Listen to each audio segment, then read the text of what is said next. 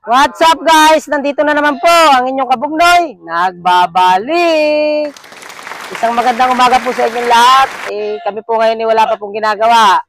At ngayon po magang-maga nakatambay muna po. Wala pa pong nagdadala ng niyog. Ako po muna magpupulon po nitong tansi. Tansi po ng bulador. Ako po magpupulo na. Natari po may bayad. Ang bayad po sa akin ito, 50 pesos po, isang likaw. 2 likaw po ito. Di ibig sabihin po, pagka nalikom po ito, may 100 pesos po ang inyong kabugnoy. Kailangan nuwet. Panghulog din nuwet sa utangan. Guys, ito po at pinupulong ko na po ari pong tamsi. Ari po ay kay Utoy Rick J po. Alias paring kuhul po. Ay nasa school po ngayon, napasok po sa SI po, sa Riyaya.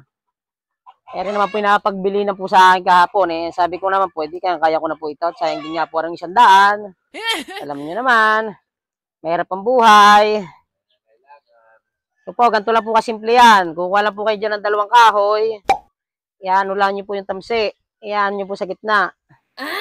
Para po hindi nagsasalabid.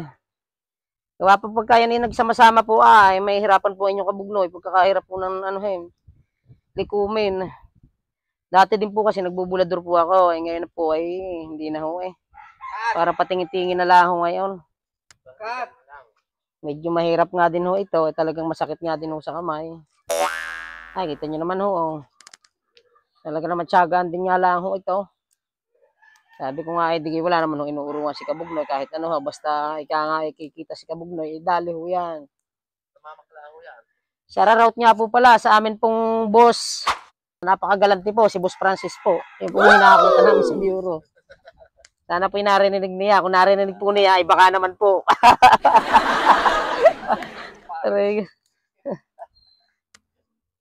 Ito po, talagang medyo mahirap nga po. Tiyagaan din niya po at baka mamaya magbuhol po yan. Delikado po at baka magalit po sa akin si paring Rick J. Ho. Maingat din at baka magbuhol.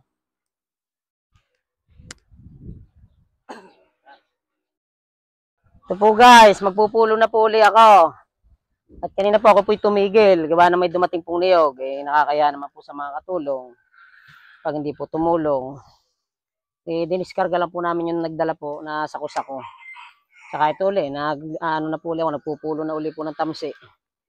Guys, kakaiba po ngayon ng tamsi. Ang kulay, may kulay na po ngayon ng tamsi. Dati po yung kulay puti lang. Ngayon po may kulay black na din po na tamsi. Wow! May kulay blue ka din dito pare.